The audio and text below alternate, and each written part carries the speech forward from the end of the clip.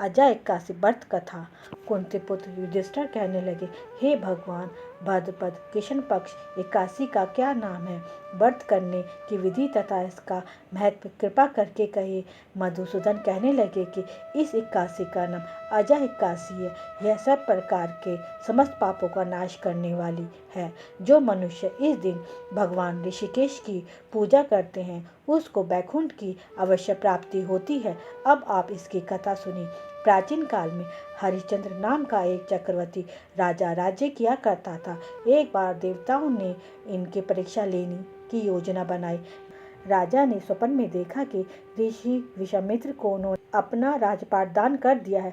सुबह विश्वामित्र वास्तव में उनके द्वार पर आकर कहने लगे, तुमने स्वप्न में मुझे अपना राज्य दान कर दिया है।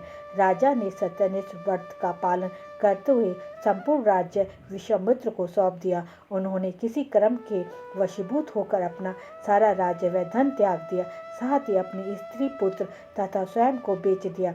वह राजा चंडाल का दास बनकर सत्य को धारण करता हुआ मृतकों के वस्त्र ग्रहण करते, मगर किसी प्रकार से सत्य से विचलित नहीं हुए। कई बार राजा चिंता के समुद्र में डूबकर अपने मन में विचार करने लगते कि मैं कहाँ जाऊँ, क्या करूँ जिससे मेरा उद्धार हो। इस प्रकार राजा को कई वर्ष बीत गए।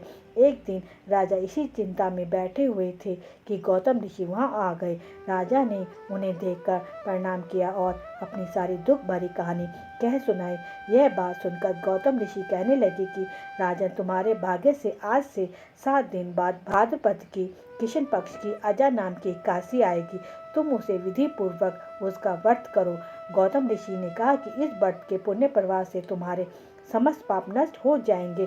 इस प्रकार राजा से कहकर गौतम ऋषि उस समय अंतर्ध्यान हो गए। राजा ने उनके कथा अनुसार इक्कासी आने पर विधि पूर्वक व्रत व जागरण किया। उस व्रत के प्रभाव से राजा के समस्त पाप नष्ट हो गए। स्वर्ग से गाजे बाजे बजने लगे और पुष्पों की बारिश होने लगी। उन्होंने अपने मृतक पुत्र को जीवित और अपनी स्त्री को वस्त्र तथा आभूषणों से युक्त देखा। व्रत के प्रभाव से राजा को पुनः राज्य मिल गया।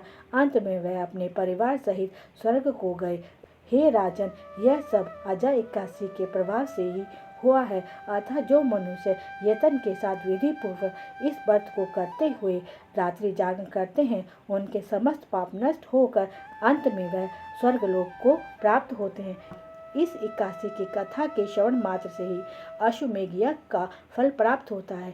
हे भगवान, कहानी कहते सुनते हुंकार भरते समस्त परिवार को सुखी रखना।